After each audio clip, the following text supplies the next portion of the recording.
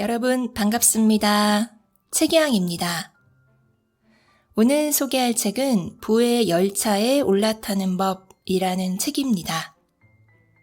성공을 하고 부를 쌓는 방법에 대해서 정말 많은 책들이 나와 있는데 이 책이 다른 책들과 비교했을 때 독특한 점은 부의 열차가 있고 사람들이 그 열차에 올라타야만 부자가 될 수 있다는 작가의 창의적인 설정이 돋보인다는 것입니다.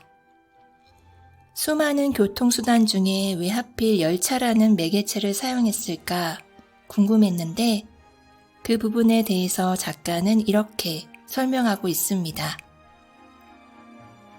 자동차는 직접 운전해야 하므로 내 몸에 자유가 없고 사고 확률도 높으며 도로 상황에 영향을 많이 받아 목적지까지 도착 시간을 예상할 수 없다. 이에 반해서 열차는 직접 운전할 필요가 없으므로 여유 있고 편안하게 바깥 풍경을 즐기면서 목적지까지 빠르고 정확하게 도착할 수 있다. 이런 이유로 작가는 부의 열차를 타야만 남들보다 쉽고 빠르게 부를 이룰 수 있다고 강조하고 있습니다. 부의 열차에 올라타야 하는 이유와 방법, 그리고 갈아타는 방법, 중간에 열차에서 내리지 않고 끝까지 부의 최종 목적지에 도착하는 방법을 독특하고 개성있게 담은 이 책을 지금부터 여러분들께 들려드리겠습니다. 세상은 극소수의 부자와 부자가 아닌 대다수의 사람들로 나뉜다. 그리고 이들의 격차는 매년 더 크게 벌어지고 있다. 이 책에서 나는 사람들을 서민, 중산층, 부자로 나눴다. 세 가지로 분류한 기준은 다음과 같다. 일을 하지 않으면 당장 생계를 위협받는 사람들을 서민으로, 어느 정도 안정적인 생활을 하며 사회적 지위와 명예를 일궈낸 이들은 중산층으로 분류했다. 마지막으로 인생의 목표를 이룬 후 돈과 시간, 장소의 제약에서 벗어나 도움이 필요한 많은 사람에게 자신의 부를 환원하는 1%의 사람들을 부자라고 정의했다. 그렇다면 부자가 된 사람과 늘 돈이 부족한 사람의 차이는 무엇일까?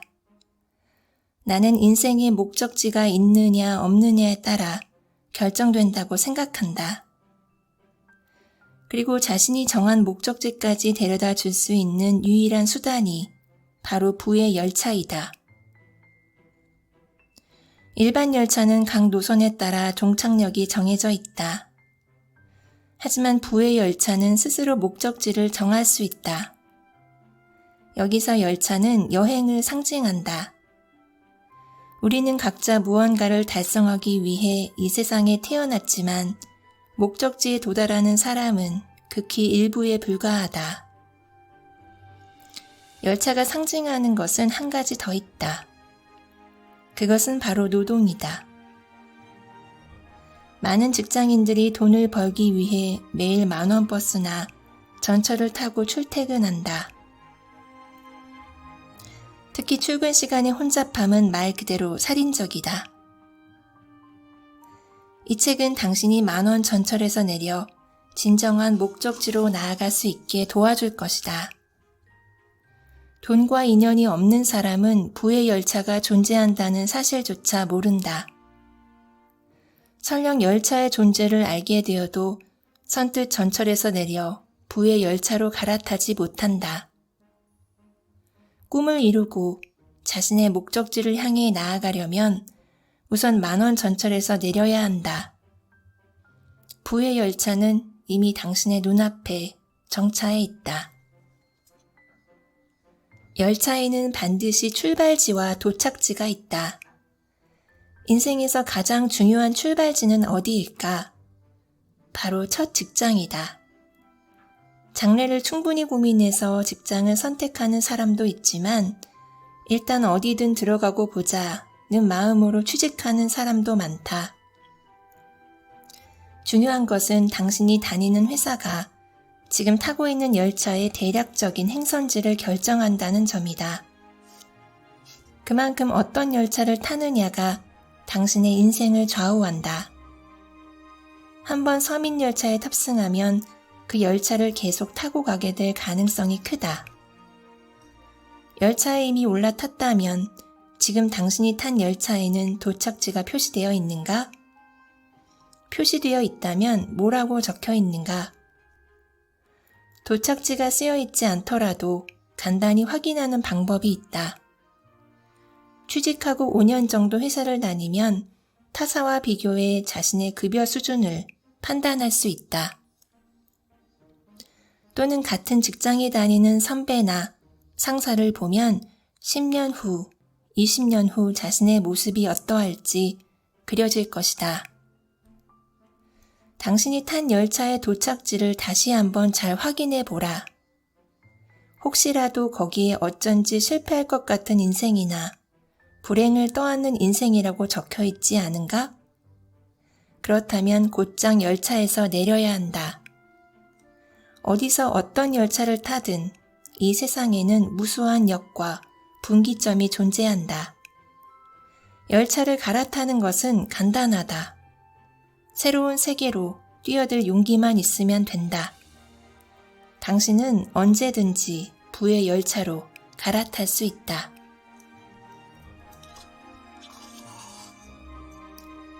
자신이 탄 열차의 목적지는 정기적으로 확인하는 편이 좋다. 모르는 사이에 노선이 바뀌어 다른 방향으로 가는 경우도 있다. 부의 열차로 갈아타는 역은 스스로 정할 수 있다. 지금 타고 있는 열차에서 진심으로 내리고자 할 때 그곳이 바로 환승역이다. 자신이 탄 열차가 부의 열차가 아니라는 것을 알아챘다면 한시라도 빨리 내려야 한다.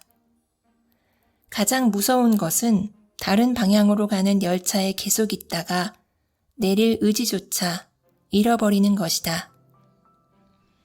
사람들의 90%는 자신이 원하는 목적지로 가지 않는 열차를 타고 있다. 순환선을 떠올려 보면 이해하기 쉬울 것이다. 얼핏 일직선으로 달리는 것처럼 보이지만 같은 자리를 빙글빙글 돌 뿐이다. 열차를 갈아타는 것은 곧 생활 양식을 바꾸는 것이다. 다시 말해 지금까지 안주했던 삶을 버려야 한다는 뜻이다. 그리고 열차에서 내리기 전 길을 헤매지 않도록 철저하게 준비해야 한다. 등산하러 갈 때 평상복을 입고 가는 사람은 없다. 방한복과 등산화를 준비하고 먹을 것과 물을 챙기고 날씨도 미리 조사한다. 가장 중요한 것은 목적지까지 가는 지도이다. 이 모든 준비가 끝났으면 이제 열차를 갈아탈 때가 온 것이다.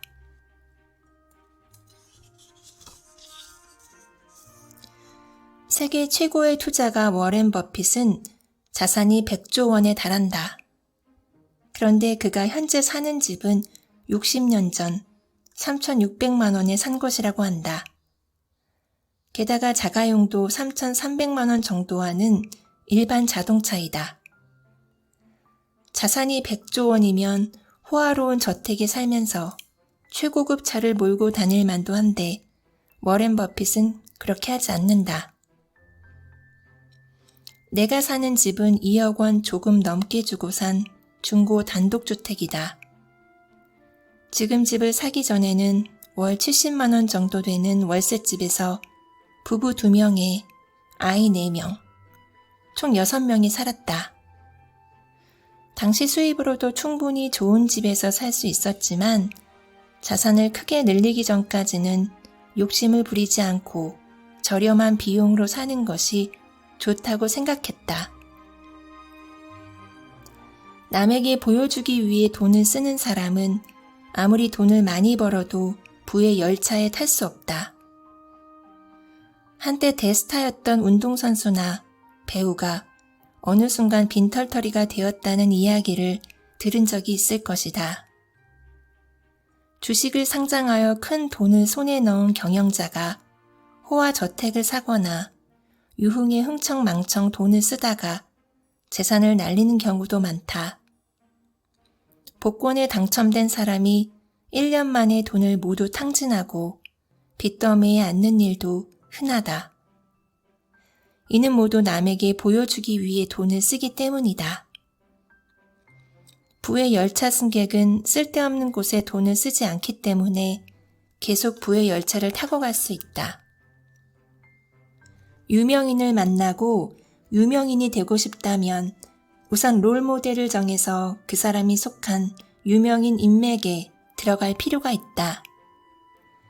가령 책을 쓰고 싶다면 베스트셀러 작가와 친분을 쌓는 것이다.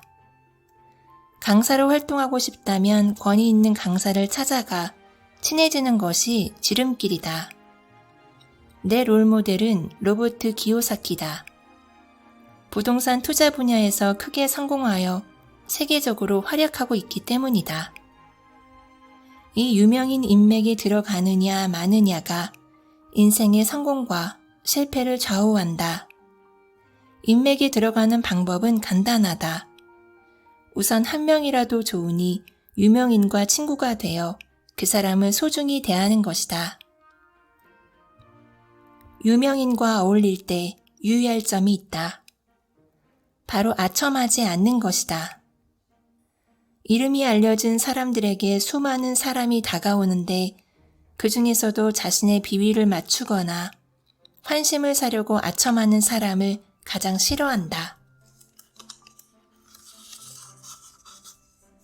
인간관계를 돈독하게 만드는 확실한 방법이 있다.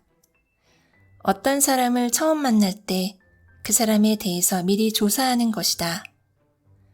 상대방의 취미나 특기, 관심사에 관한 정보를 미리 알고 있기만 해도 대화의 주제가 다양해지고 자연스럽게 급속도로 친밀해질 수 있다. 그리고 이로 인해 큰 기회가 찾아오기도 한다. 반대로 상대방에 대해서 아무런 정보 없이 만나는 경우, 특히 비즈니스 관계에서는 좋은 기회를 얻기 힘들 수도 있다. 어떤 일이든 10년 이상 꾸준히 하면 주위에서 응원해주기 마련이다. 또한 부자는 사회에 대한 애정, 사회에 공헌하려는 의지가 있는 사람을 장래의 동료로 간주하여 힘을 빌려준다. 가족을 사랑하고 약속을 잘 지키고 거짓말을 하지 않는 것은 그 사람의 인성을 보여준다. 부자는 성실하고 신뢰가 가는 사람에게만 자신의 소중한 인맥을 소개해준다.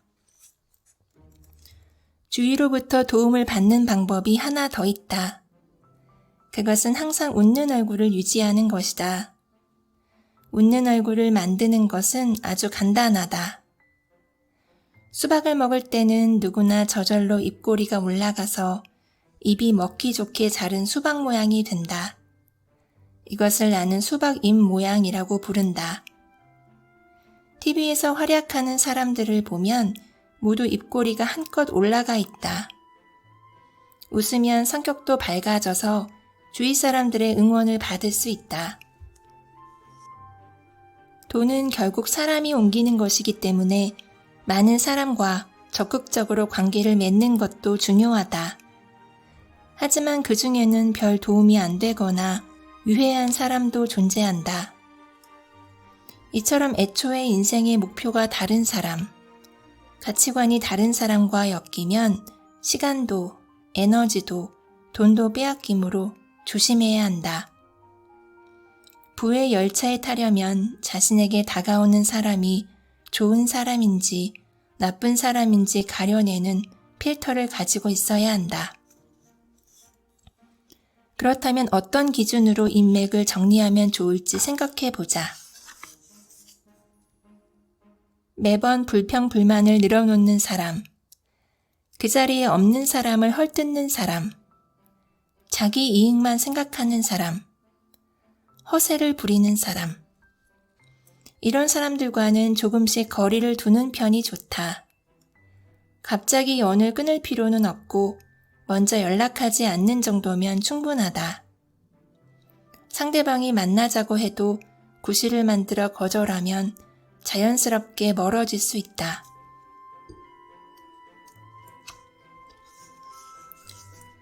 매년 수많은 회사가 생겨나고 또 사라진다. 설립한 지 10년 만에 30%의 회사가 도산하고 20년 뒤에는 약 50%의 회사가 문을 닫는다. 이런 실정이다 보니 주식 투자로 부의 열차에 타기란 쉽지 않다. 그래서 고려했으면 하는 것이 부동산 투자이다. 주식과 비교해서 부동산 투자의 이점은 한두 가지가 아니다. 먼저 주식은 가치가 사라질 수도 있지만 부동산은 사라지지 않는다. 회사가 도산하거나 상장 폐지되면 주식은 한낱 휴지 조각에 불과하게 된다. 둘째, 주가는 떨어지지만 임대료는 떨어지지 않는다. 주식의 가격은 오르기도 하고 떨어지기도 한다. 그러나 임대부동산은 입주자가 있는 한 매달 임대료를 받을 수 있다. 셋째, 주가는 언제 변동할지 알 수 없지만 부동산은 안정적인 수입이 보장된다. 부동산 투자는 임대 수익과 수리비 등의 비용을 초기에 계획해 놓을 수 있으므로 1년 후, 5년 후, 10년 후의 계획을 세울 수 있다.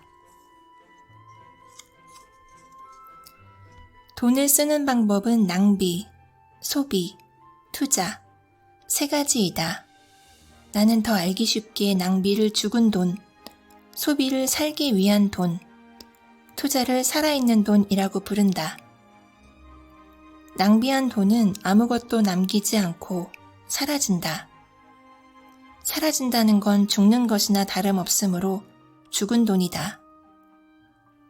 의식주 등 살아가기 위해 소비하는 돈은 살기 위한 돈이다. 투자를 통해 마치 살아있는 것처럼 크게 성장하는 돈은 살아있는 돈이다. 이 세 가지의 차이를 몰라서 돈을 묵혀두는 사람이 많다. 낭비, 소비, 투자를 모두 같은 것으로 보고 오로지 절약하려고만 한다. 하지만 부의 열차 승객은 이 세 가지의 차이를 확실히 안다. 그리고 투자에 돈을 써서 자산을 불린다. 낭비, 소비, 투자에는 적절한 비율이 있다. 가령 당신의 지갑에 100만 원이 들어있다고 하자. 지금까지 이 100만 원을 죽은 돈, 살기 위한 돈, 살아있는 돈에 어떤 비율로 사용해 왔는지 계산해 보자. 보통은 3대 7대 0일 것이다.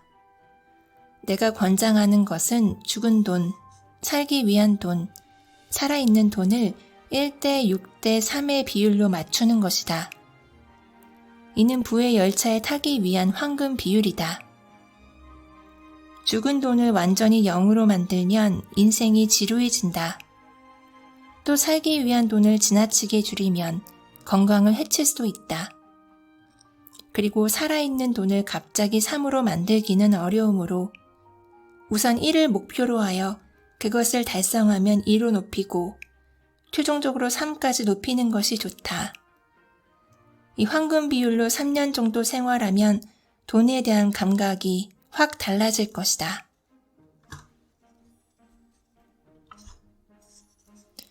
돈이 막힘없이 흘러야 세상이 풍요로워진다.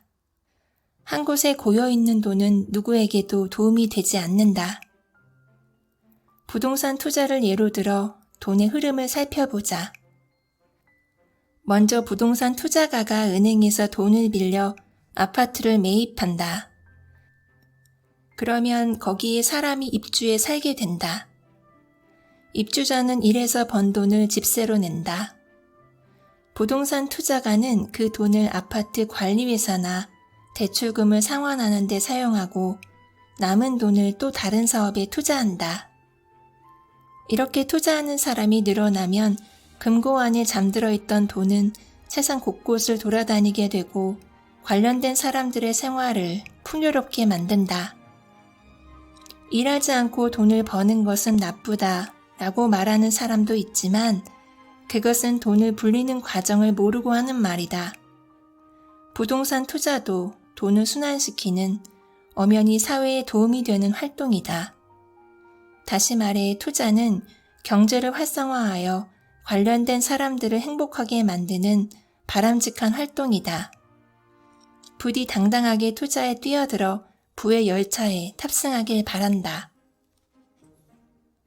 진정한 부자는 일상적으로 기부한다. 습관이라고 해도 좋다. 왜냐하면 부자의 마인드 중 빼놓을 수 없는 것이 나는 이미 충분하다 라는 감각이기 때문이다. 기부라는 행위는 그것을 실감하게 해준다. 기부의 훌륭한 점은 보이지 않는 사람에게 구원의 손길을 내민다는 점이다. 아는 사람도 아닌 일면식도 없는 사람을 도와주는 것은 인간으로서 무엇보다도 숭고한 행위라고 생각한다. 기부는 돈을 버는 목적이 되기도 한다. 연봉이 5억에서 10억 원 정도 되면 개인이나 가족 단위의 욕망은 모두 충족되기 때문에 그 이상 돈을 벌 의지를 잃게 된다. 많은 사람이 중산층에 머무는 이유가 이것이다. 이때 기부를 새로운 목표로 삼으면 돈을 버는 데 동기부여가 된다. 사회를 바람직하게 만들기 위한 돈은 많으면 많을수록 좋으므로 의욕을 유지할 수 있다. 간혹 힘들게 탄 부의 열차에서 떨어지는 사람이 있다. 바로 소비 욕구를 이기지 못한 승객이다. 부의 열차가 너무 편안한 나머지 아무 생각 없이 돈을 쓰다 빈털터리가 되고 만 것이다.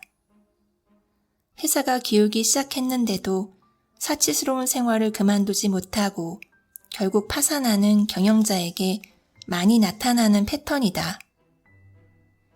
부의 열차에 타면 누구나 자연스럽게 소비 욕구가 생긴다. 못 사던 것을 살 수 있게 되면 당연히 돈을 쓰고 싶어진다. 그렇다면 이 소비 욕구를 어떻게 해결해야 할까? 운동이든 취미활동이든 자신의 욕망을 충족시킬 수 있는 방법을 찾아라.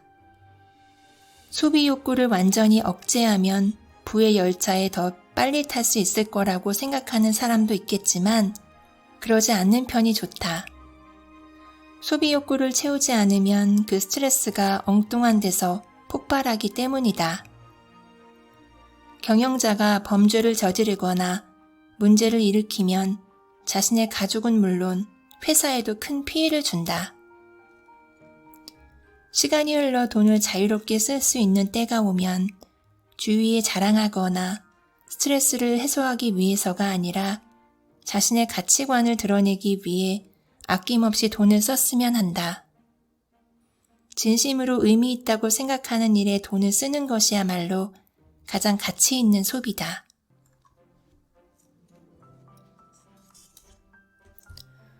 어떻게 내가 연봉 4,400만 원의 평범한 회사원에서 연매출 385억 원을 울리는 경영자가 될 수 있었는지 그 비밀을 여기서 밝힌다.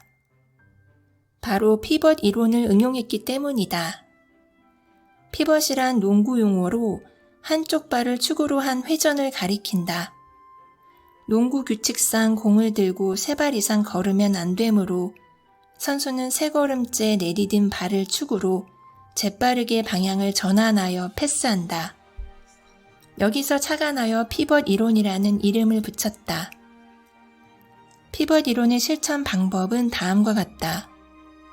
우선 현재 하는 일을 피벗의 축으로 삼는다. 그리고 그 일과 비슷한 일을 하는 사람 중에서 자신보다 수입이 높은 사람을 찾는다. 조건에 부합하는 사람을 찾으면 그 사람을 참고하여 경험을 쌓고 기술을 익힌 뒤 그 일로 전직한다. 전직에 성공하면 새 일을 피벗의 축으로 삼아 더 수입이 높은 일을 찾는다. 이것을 2-3번 반복하면 수입이 확연히 높아진다. 나는 처음에 개인 대상 임대 아파트 중개를 하는 영업사원이었다. 이 일이 최초의 피벗 축이었다. 주위를 둘러보니 사내에 법인 대상 임대 아파트 중개라는 직무가 있었다. 법인 상대는 개인 상대보다 더 많은 계약을 따낼 수 있었다. 그래서 나는 법인을 상대하는 요령을 익혀 그쪽으로 이동했다. 그렇게 첫 번째 피벗에 성공했다. 다음 피벗으로는 투자용 아파트 판매 영업을 선택했다. 여기서 단숨에 연봉 2억 원의 벽을 돌파했다. 세 번째 피벗으로 정한 것이 부동산 투자가였다. 그 결과 현재는 1000채 이상의 부동산을 소유하게 되었다. 피벗 이론의 핵심은 지금 하는 일과 유사한 일을 공략하는 것이다. 분야가 너무 동떨어지면 지금까지 노력해서 손에 넣은 강점이나 경험을 살릴 수 없기 때문이다. 인생이라는 길을 탄탄하게 걸어가기 위해서는 길을 안내해주는 사람이 필요하다. 우리는 이를 멘토라고 부르기도 한다. 멘토란 당신을 가르치고 이끌어주는 인생의 스승을 말한다. 나이나 성별, 국적은 관계없다. 또한 멘토는 여러 명 있어도 상관없다. 부의 열차를 타는데 멘토라는 존재는 상당히 중요하다. 꿈이 있다면 그 꿈을 이룬 사람이 개최하는 세미나에 참가해보자. 직접 찾아가서 만나면 책을 읽는 것보다 훨씬 더 많은 것을 배울 수 있다. 한 가지 유의할 점은 멘토가 정말 성공한 사람이 맞는지 충분히 확인해야 한다는 것이다. 겉으로는 부자처럼 보이지만 알고 보면 빚더미에 앉아있는 사람도 있기 때문이다. 내일 죽을 것처럼 살아라. 영원히 살 것처럼 배워라. 인도 독립의 아버지라 불리는 마하트마 간디가 남긴 말이다. 이 말은 우리에게 사람은 언제든지 배울 수 있고 언제든지 변할 수 있다는 것을 가르쳐준다. 사람들을 적극적인 사람과 소극적인 사람 두 가지 유형으로 나눈다면 부의 열차에 타는 사람은 당연히 적극적인 사람이다. 소극적인 사람은 하지만 그래도 같은 부정적인 말로 자신의 가능성에 브레이크를 건다. 나이가 많아서, 시골에 살아서, 가족이 있어서, 아이를 키워야 해서, 몸이 약해서 등 변명만 늘어놓으며 서민 열차에 탄 채로 인생의 종착역을 맞이한다. 그러나 이런 사람도 마음만 먹으면 언제든지 부의 열차로 갈아탈 수 있다. 꿈을 가지고 행동하는 것은 젊은이만의 특권이 아니다. 60대, 70대라도 지금까지 쌓아온 지식과 경험, 인맥 등을 무기로 충분히 성공할 수 있다. 네, 여러분 여기까지 부의 열차에 올라타는 법에 대해서 제가 간추려서 여러분들께 읽어드렸습니다. 오늘도 끝까지 들어주신 여러분 진심으로 감사드립니다. 지금까지 최기양이었습니다.